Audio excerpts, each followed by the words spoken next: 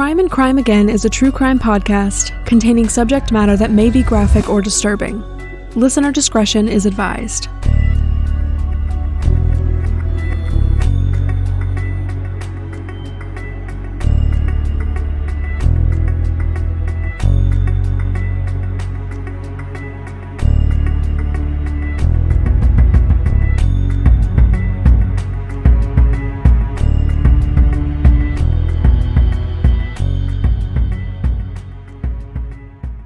Born on January 25th, 1997, Daniel Cornelius Robinson is the youngest of 4 children, born to David Robinson and Melissa Edmonds.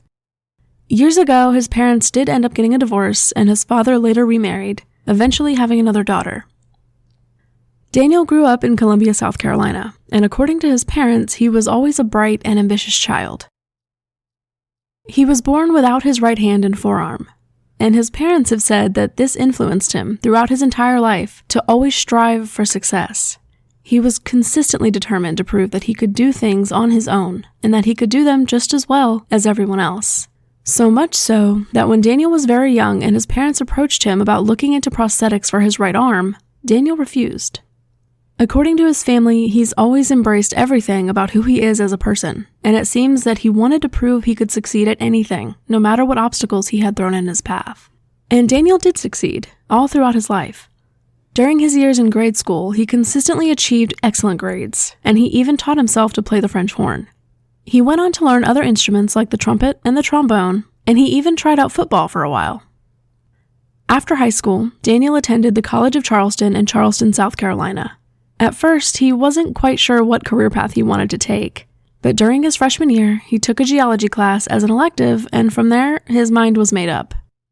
Daniel found his passion with geology, and he graduated with honors in 2019. Relatively quickly after graduating from college, Daniel was able to land a job in his field. It turned out that the parents of one of his college friends had connections with a company based in Arizona, which is kind of what introduced Daniel to the company and the possibility of getting a job there. In 2020, Daniel began working for Matrix New World Engineering in Phoenix, Arizona, as a hydrogeologist. His job was to test the viability of the groundwater in wells across the state. Despite having to move across the country from his family, Daniel instantly fell in love with Arizona. When he first arrived in Arizona, Daniel was invited to stay with a friend until he found his own place. After about a month, Daniel did find his own apartment in Tempe, Arizona, less than 20 minutes outside of Phoenix.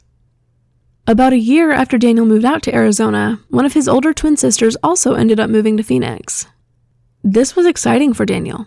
His family was extremely tight-knit, and he was happy to have family close by after living on the other side of the country, so far away from them for so long. And now, we'll get into the details surrounding Daniel's disappearance. Around 6 a.m. on the morning of June 23, 2021, Daniel Robinson left his apartment to start his workday. Around 7 a.m., he stopped at a Shell station in Buckeye, Arizona, just under an hour away from where he lived in Tempe. According to the official police report released by the Buckeye Police Department, surveillance video captured Daniel pulling into the Shell station and pumping $3.83 worth of gas, before leaving to head to his first job site of the day. After leaving the Shell station, Daniel headed out to a well site where he took photos of some work logs before leaving to head out to the next job site. That morning, Daniel received a phone call from a man named Ken, who he'd be working with that day. Ken had called Daniel to let him know where they would be meeting and at what time. While Daniel worked for Matrix New World Engineering, Ken worked for a company called Weber, and the morning of June 23, 2021 was the first time that they had met or worked together. As an important note, all of this information we have about Daniel's arrival at this well site and his behavior thereafter comes from Ken, who was the last confirmed person to see Daniel. According to Ken, both he and Daniel arrived at the well site, located near Sun Valley Parkway and Cactus Road, around 9 a.m. that morning, but there is some discrepancy about the time frame. Again, in the official police report released by the Buckeye PD, page 4 details the first report that Ken made to Officer Haley regarding Daniel. On this page, it's recorded that Ken stated he and Daniel arrived at the well site around 9 a.m., and Daniel abruptly left around 9:15. But on page 13 of the police report, Ken told a different officer, Officer Cruz, that he and Daniel arrived at the job site around 9:30 a.m., meaning Daniel would have taken off in his Jeep around 9:45. And it would later be learned from David Robinson, Daniel's father, that Daniel's cell phone actually showed an outgoing call that Daniel made to Ken on June 23rd around 9:28 a.m. This was presumably one of the phone calls they exchanged while arranging to meet at the job site, and Daniel was confirming directions. Soon after they arrived, Ken noticed a storm cell lingering right over the site, and he asked Daniel if he wanted to wait for the rain to pass before they began their work. Ken says that Daniel didn't really respond to this. Instead, he only asked questions like, "Do you want to go back to Phoenix?" and "Do you want to go home and rest?" which Ken found rather odd. Ken also noted that Daniel seemed to be distracted, and that from the time they arrived at the site, Daniel was just staring off into the desert and not really being responsive to any conversation. Again, Ken's statement is the only information we have about the last time Daniel was seen, and Daniel's family has openly stated that they find some of this story strange and questionable. About 15 minutes after they arrived at the site, Ken says that Daniel abruptly walked over to his Jeep and got in, briefly waving to Ken before he drove off, heading south. He didn't mention anything about where he was going or when he would return. Soon after this, Ken called his boss to let him know what was going on, and ultimately he remained at the site to continue working. Around 3 p.m. that afternoon, Ken was still at the site when he was made aware that no one had been able to get in contact with Daniel. It was at that point that Ken said he decided to drive around and try to look for Daniel himself. Ken explained that he drove south from the well site, the same direction he claimed Daniel had been driving when he left, and that he eventually came to the end of that road. The only options were to turn left or right. A left turn would take him east, back into the town of Buckeye, and a right turn would take him west, further into the desert. Ken told police that he was able to follow tire tracks that he believed were Daniel's, and that those tracks turned right at the junction. According to Ken, when he saw where the tire tracks were headed, he felt something was wrong because he knew that Daniel had gone west, further into the desert, rather than going back to town or heading home to Tempe. Meanwhile, that afternoon, a coworker and good friend of Daniel's named Roger had been made aware that Daniel had abruptly left his work site and had not been seen or heard from in several hours. Deeply concerned for his friend, Roger drove to the home of Daniel's sister in Phoenix to find out if she knew where her brother was, but there was no sign of Daniel or his Jeep at his sister's apartment. It was extremely unlike Daniel to abandon his work and not show back up. It was even more unlike him to go several hours without being in communication with someone in his family. He was always texting or calling his siblings or his father, and his silence immediately became troubling. Daniel's sister wasted no time calling their father David to let him know what was going on. David still lived in South Carolina, more than 2,000 miles away from Buckeye. But when he learned that Daniel was missing, he quickly called the Buckeye Police Department.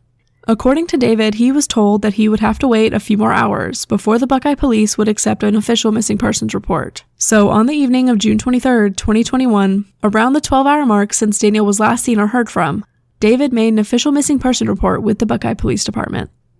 That night, Buckeye Police conducted a search of sorts near the area where Daniel was last seen. But according to David, this search was more of a patrol across the streets of Buckeye, rather than a ground search at the well site where Daniel had been that morning. The next day, June 24th, Buckeye Police attempted to access the Uconnect system in Daniel's Jeep, which is similar to OnStar. They were hoping to see the location data from the vehicle, but ultimately, there was no GPS data available for them to view. Attempts to ping Daniel's phone were also unsuccessful. That same day, another officer with the Buckeye Police called David to ask further questions about the situation. While they were speaking on the phone, the officer asked about Daniel's social media, and David checked Daniel's Instagram. To his surprise, all of the photos that had previously been posted on Daniel's Instagram before he disappeared had been removed. The officer also contacted Daniel's sister, who lived close by in Phoenix.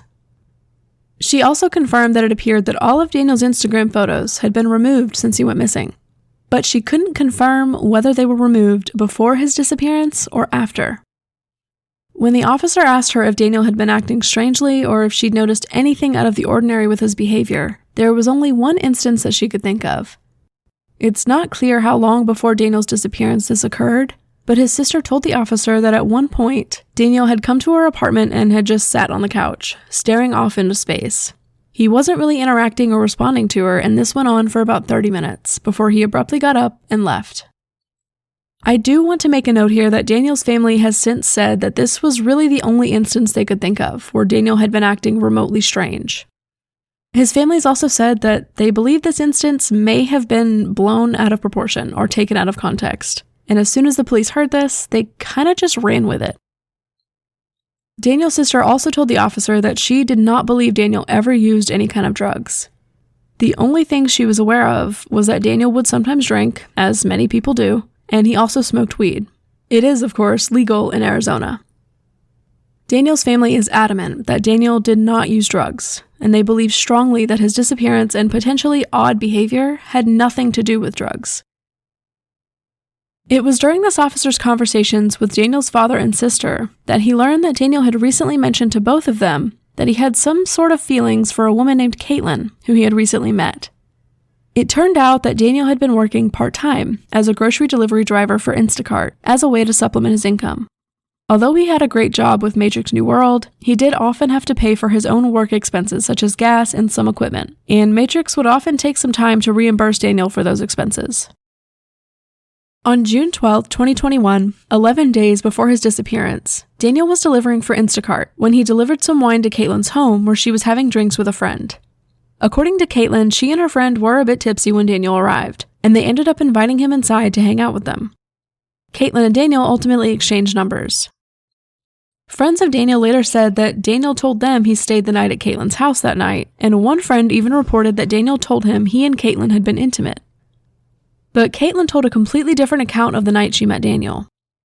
According to her, they had only briefly hung out and exchanged numbers, and she didn't make any mention of her and Daniel being intimate that night. At 2:29 a.m. on June 13th, which was a few hours after Daniel likely would have delivered the wine to Caitlin, she sent him a text with a link to a podcast episode that she recommended he listen to. The podcast featured Eckhart Tolle, a spiritual teacher who's written books such as The Power of Now. Reportedly, the episode discussed letting go of ego, inviting positive energy into your life, and releasing negative energy. Daniel immediately replied to Caitlin only saying, "Hey." Now at this point, I will say, at least to me, it's not really clear whether or not Daniel actually spent the night at Caitlin's house. If he was at her house most of the night, why would they be texting back and forth as though Daniel had already left? I don't think this is relevant to Daniel's disappearance, more so just pointing to the fact that the story about Caitlin may have gathered some rumors while traveling down the grapevine. After that, Daniel and Caitlin exchanged texts for a few days, but it soon became bizarre and uncomfortable. A full day and a half after that first text, at 7:19 p.m. on June 14th, Daniel texted Caitlin, quote, "Hey, I accidentally left my canopy outside your house. Is it still there? If so, is it okay if I pick it up?" End quote. Followed by, quote, "The podcast was great," end quote. I do want to make a quick note that when Daniel says his canopy, he's talking about an outdoor tent-like thing that is portable and he can set up at his job sites to keep the sun off of him because he does work in the field in the desert. According to the police report, Caitlin didn't reply until the next day, almost a full 24 hours later, saying, quote, "Yes, you can pick it up whenever," end quote. And a few hours later, Daniel replied, quote, "Thanks. How do I get there again? I can come by now or tomorrow afternoon to grab it," end quote. And this is where it gets strange. According to Caitlin, she didn't respond to that message until the next day, June 16th at 2:06 p.m. Her message said, quote, "Hi, I saw you on the camera. I'm in Flagstaff and will be home later tonight. If you want, I can put it out front by the chairs before I head out for work tomorrow morning," end quote. So at this point, Caitlin is texting him because she can see him on her home security camera, probably trying to knock on the door to pick up his canopy. An hour later, Daniel replied, evidently only sending a red heart emoji in response. And then a few hours after that, Daniel texted Caitlin again, only saying, quote, "I'm sorry," end quote. But Caitlin didn't respond until the following day, at 6:39 p.m., texting Daniel, quote, "Please stop showing up unannounced," end quote. To which Daniel replied, "Okay, I won't ever again." Caitlin then said, quote, "Thanks, and I'm looking right now and don't see the canopy in the garage," end quote. Daniel then said, quote, "Don't worry about it, I already have it," end quote. Which must mean that Daniel had somehow already gotten his canopy from Caitlin's house, even though according to her, she had not been home. Caitlin told him that she was confused, and he replied, quote, "I did grab it yesterday. I just wanted to tell you I'm sorry for disappearing the other day," end quote. Followed by, quote, "I couldn't stop thinking about you," end quote. These messages didn't seem to get a response from Caitlin, but 2 days later, Daniel texted Caitlin at 12:44 p.m. asking if they could hang out. Caitlin responded an hour later telling him that she wasn't home, And a few hours later, Daniel texted Caitlin saying, quote, "I love you," end quote. And several hours later, asked if she was home yet. Soon after that, Caitlin responded, quote, "Honestly, you showing up at my house unannounced made me extremely uncomfortable. I will not be home today, but I don't see us hanging out anytime soon," end quote. And Daniel then replied, quote, "Okay, but do you have any doubt? Either way, I'll have to be okay with your answer," end quote. There was no response to that message, but he texted her the next morning asking how she was feeling. Just a few hours later, he texted her again saying that he was outside of her house, to which Caitlin asked him again to stop going to her house unannounced. Caitlin continued to explain to him that she's uncomfortable and isn't interested in pursuing a friendship or a relationship with him, and the conversation continues with a few curt messages after that. The final text that Daniel sent to Caitlin was on June 22nd, 2021, the day before he disappeared, and this message is difficult to understand, and it doesn't really make any sense. The message said, quote, "The world can get better, but I'll have to take all the time I can, or we can, whatever to name it. I'll either see you again or never see you again," end quote. And that is when all contact between Daniel and Caitlin came to an end. Something extremely important to note about these messages, which I quoted directly from the official Buckeye Police report, is that Buckeye Police never actually accessed or searched Caitlin's phone. The officer who spoke with Caitlin only asked her to take screenshots of the messages and upload them into evidence.com, where he would be able to view them and take them into evidence. So these messages are just from screenshots. The police did not view this conversation on Caitlin's phone with their own eyes. It's also important to note that some of these messages in the police report only show a day of the week and the time of day, not an actual date. Furthermore, some of the messages don't list an individual timestamp at all, possibly because they're all part of a continuous thread where only the timestamp of the first message is necessary, but I don't know for sure. Daniel's family was alarmed by these messages between Daniel and Caitlin. His interactions with her did not sound like normal behavior for him at all. It also struck them as incredibly out of character that Daniel would claim to have such strong feelings for someone he had only known for 11 days. I do also want to say and make very clear that I do believe Caitlin had every right to feel uncomfortable with his behavior and to tell him to leave her alone. I don't fault her at all for being concerned or disturbed by the things he said. I will say that Daniel's family openly believes that a lot of the messages between Daniel and Caitlin are missing from the police report, and possibly missing from the screenshots that Caitlin uploaded. But of course, we don't know for sure. The podcast that Caitlin had shared with Daniel was something Daniel had mentioned to several people in the days before his disappearance. He had talked about it with his father and sister, and he mentioned wanting to let go of his ego and clear out all the negative energy from his life. He'd also talked about the podcast with some of his friends, saying similar things. One friend in particular, named Luke, who was Daniel's roommate in college, did recall one comment that Daniel had made while Luke was in town to visit him. According to the police report, Luke had flown into Phoenix to visit with Daniel for a few days before returning home to New York on June 20th, 3 days before Daniel disappeared. Luke told police that he remembered being at a bar with Daniel, when Daniel told him he was glad he was in town to visit because he'd been feeling depressed lately. Other than that, Luke couldn't recall any other instances of Daniel saying or doing anything strange or concerning. Buckeye Police did call another friend of Daniel's who had talked to Daniel just a few days before he disappeared. And this friend didn't recall Daniel saying anything that was particularly concerning, but he did note that Daniel just seemed off, not as conversational, not as happy-go-lucky as his usual self. On June 25th, 2 days after Daniel was last seen, police in Tempe, Arizona were asked to conduct a welfare check at Daniel's apartment. During this initial visit to the apartment, police didn't actually go inside. They only peeked in through the windows and attempted to locate Daniel's Jeep. There was no sign of Daniel at his apartment, and Tempe police noted that there didn't appear to be any activity inside. Family and friends spent the next couple of days attempting to call and text Daniel, but never received any response. Soon, Daniel's phone stopped ringing and started going straight to voicemail, indicating that it had either died or was turned off. That same day, Buckeye Police conducted a search near the well site where Daniel was last seen, but there was no evidence found. Initial requests to conduct aerial searches in the area were denied. It wasn't until June 25th, again 2 days after Daniel was last seen, that his aunt actually contacted Buckeye Police and convinced them that it was time for an aerial search. But unfortunately, nothing was found during this search either. As a matter of fact, there would be more than one aerial search in the first weeks after Daniel's disappearance, and not one of those searches turned up any evidence. David Robinson was frustrated with Buckeye Police from the moment he first called them to try to report his son missing. After a brief and unsuccessful search the same night David filed the report, he knew he needed to be closer to the investigation into his son's disappearance. David immediately made the decision to pack up and make the 30-hour drive from Columbia, South Carolina to Buckeye, Arizona, and he arrived in Buckeye on June 26, 2021. David quickly arranged to speak with Buckeye Police in person, and his daughter joined him. During the early days of the investigation, police learned that the last text sent from Daniel's phone was sent on the morning of June 23, 2021, an hour or so before he disappeared. There was no further activity on Daniel's phone after June 23rd.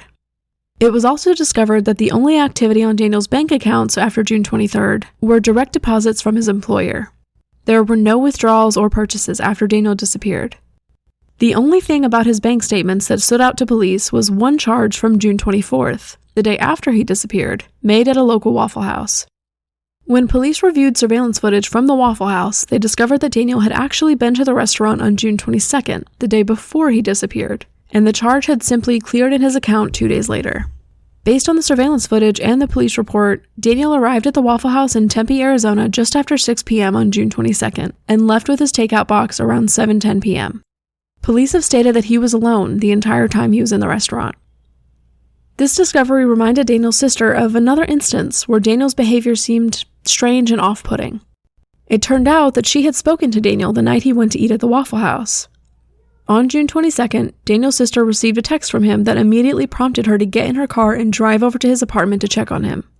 Now, Daniel and his sister had developed an emergency code of sorts, just a simple phrase or word that they could quickly text to one another if they were ever in need of serious immediate help. So when Daniel's sister received this text, she, of course, quickly drove to his apartment, where she found that his Jeep was in the parking lot, but Daniel didn't seem to be home.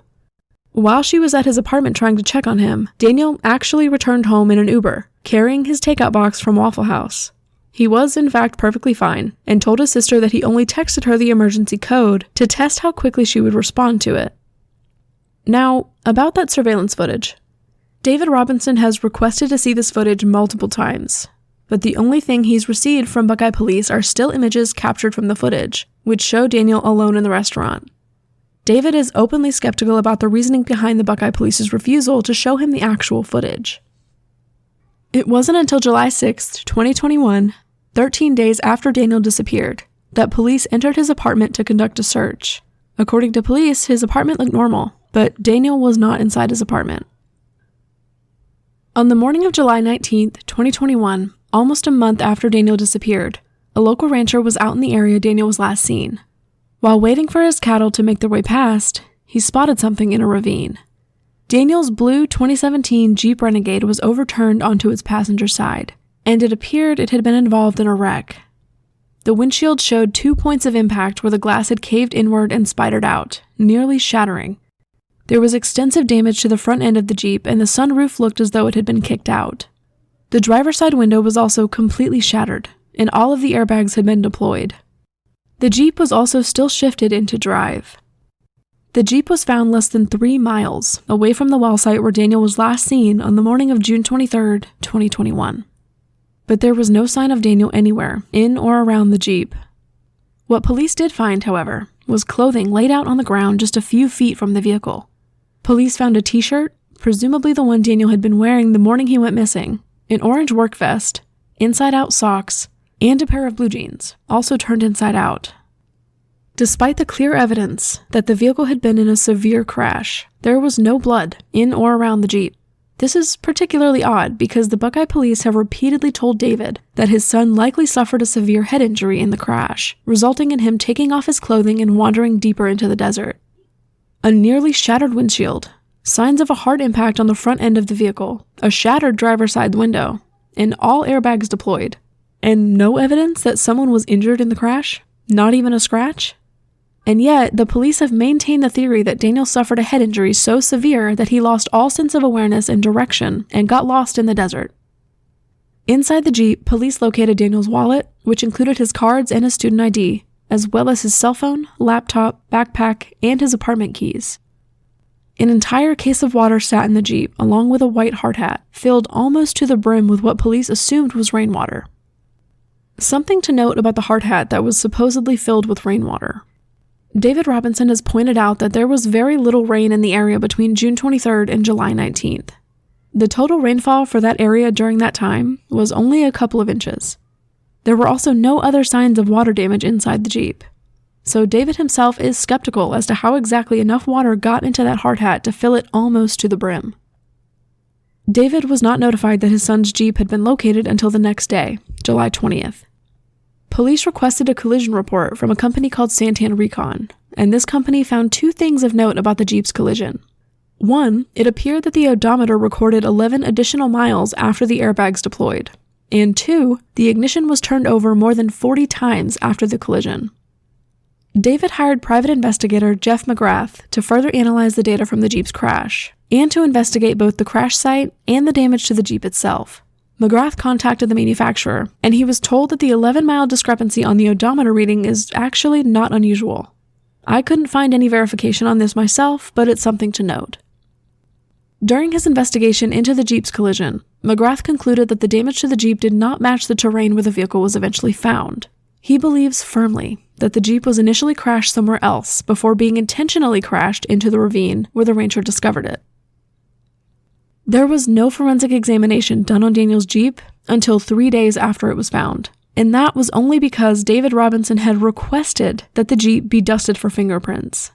There was no further examination of the Jeep for blood or other DNA samples. After the fingerprint testing, the Jeep was turned over to David, which indicated to him that the police had no intention of further examining the Jeep for any evidence. David also gained possession of Daniel's other belongings, such as his cell phone, which allowed him to further investigate Daniel's calls, texts, and social media communications prior to his disappearance. David discovered that Daniel's conversation with Caitlin had been deleted, and only her name and phone number remained in his phone. When David accessed the actual phone records for Daniel's phone, he discovered that Daniel and Caitlin had sent a lot more text messages back and forth than what was presented in the official police report. Unfortunately, there is no way to tell what those messages actually said, as the phone records only list the phone numbers and the timestamps for when those messages were sent and received. David Robinson has organized searches basically every week since Daniel disappeared more than a year ago. His search teams have covered thousands of acres of ground across the Arizona desert, but no further evidence has been found in connection with Daniel. What David and his search teams have found, however, are other sets of human remains. On July 31st, 2021, search teams located a human skull near the crash site of Daniel's Jeep. This was later confirmed not to be Daniel Robinson. On November 6, 2021, David and his search team located 2 human femurs, hip bones, and vertebrae. Those remains were also confirmed not to be Daniel. David is still living in Arizona, leading the charge in the search for his son, as well as heading his own investigation into Daniel's disappearance. David has also set up a Facebook page dedicated to the search for Daniel. I will link this page in the show notes, but it is called Please Help Find Daniel, and there David hosts frequent live streams and Q&As where he discusses the case and offers up new information and insights. These videos, as well as others, are also posted on the YouTube page, also called Please Help Find Daniel, and I'll link that in the show notes as well. Jeff McGrath no longer works on the case, and he has said that that's because his investigation into the Jeep's crash was completed, and there was no further evidence he could gather from it. David has since hired another private investigator, as well as a team of other experts in the field who he consults with throughout his investigation. David does have a GoFundMe dedicated to the search for Daniel, as his investigation into his son's disappearance does require access to certain resources. I will link that GoFundMe in the show notes if you would like to donate to aid in David's search, or if you would like to share the fundraiser and spread the word. There is also a petition created by Daniel's family, urging the Buckeye Police Department to change the classification of Daniel's case from a missing person to a criminal investigation, which would hopefully fuel more resources and, frankly, effort on the part of the police. Daniel Robinson is a now 25-year-old black man with black hair and brown eyes. He was born without his right forearm and hand, and he does not wear any prosthetics. He was last seen on the morning of June 23, 2021, at a well site near Sun Valley Parkway and Cactus Road in Buckeye, Arizona. His blue 2017 Jeep Renegade was found on July 19, 2021, nearly a month after he disappeared, and it had been involved in a serious collision. If you have any information regarding the disappearance of Daniel Robinson, from Buckeye, Arizona on June 23, 2021, please contact the anonymous tip line that Daniel's family has set up. You can call 844-602-0660, or you can text the word TIP to this same number. Whether you call or text, you can remain anonymous.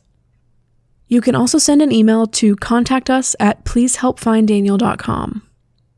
Please do go visit the family's website, pleasehelpfinddaniel.com, for more information and tips on how you can help in their search for Daniel Robinson. All sources for this episode will be listed in the show notes.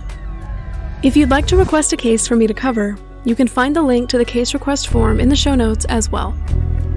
You can follow the podcast on Twitter @CrimeAgainPod, on Instagram @CrimeAgainPodcast, and on TikTok @CrimeAgainPodcast. Links to other pages like YouTube, Patreon, and Good Pods can also be found in the show notes. Thank you so much for listening, and I'll see you in the next episode of Crime and Crime Again.